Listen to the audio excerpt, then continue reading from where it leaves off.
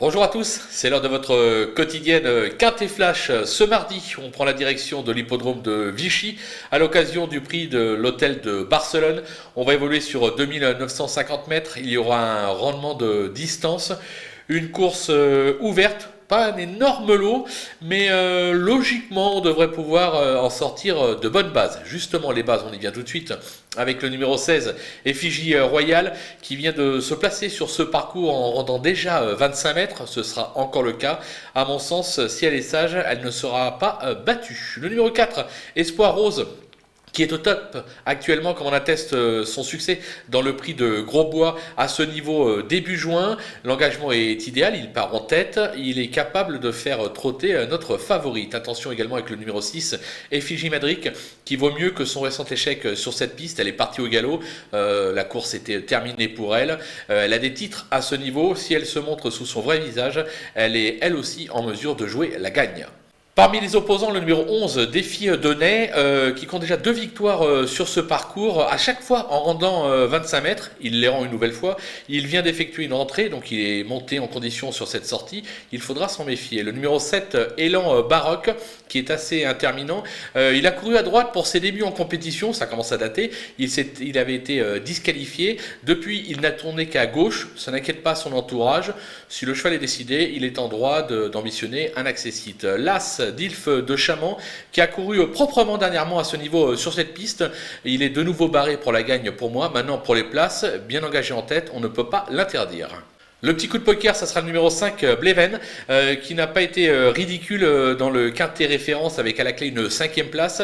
Il vient depuis de se classer 2e sur l'hippodrome de Salon-Provence. Il est en forme sur sa lancée. Il a le droit d'ambitionner lui aussi un accessite.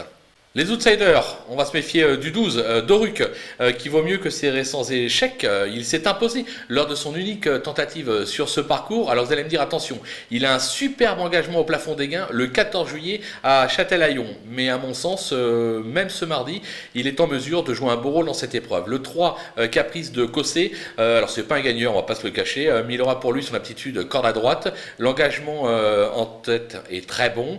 Lui aussi peut venir accrocher une 4-5e place. Le numéro 10, Bérénice du Loisir, qui compte 4 tentatives à ce niveau sur ce parcours pour 3 accessites, mais ces 3 dernières tentatives sont, on va pas se le cacher, assez décevantes. On a besoin qu'elles nous rassurent, mais si vous avez la place, pourquoi pas. Le 14, Dimo d'Ocagne, qui vient d'aligner 6 échecs, dont 2 disqualifications. Il a pourtant des titres à ce niveau, donc là encore, s'il montre son vrai visage, il peut venir accrocher un lot. C'est une affaire d'impression. Si vous avez la place, vous le glissez, sinon, vous l'écartez.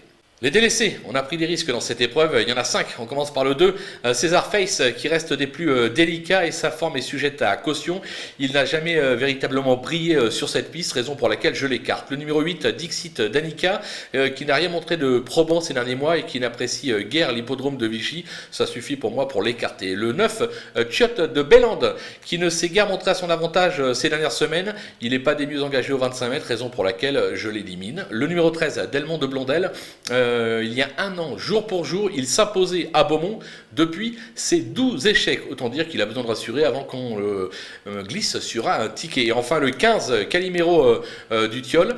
Ses 5 dernières tentatives à ce niveau se sont soldées par des échecs. Il semble actuellement loin de son meilleur niveau. J'ai bon nombre de confrères qui l'ont placé beaucoup plus haut que moi.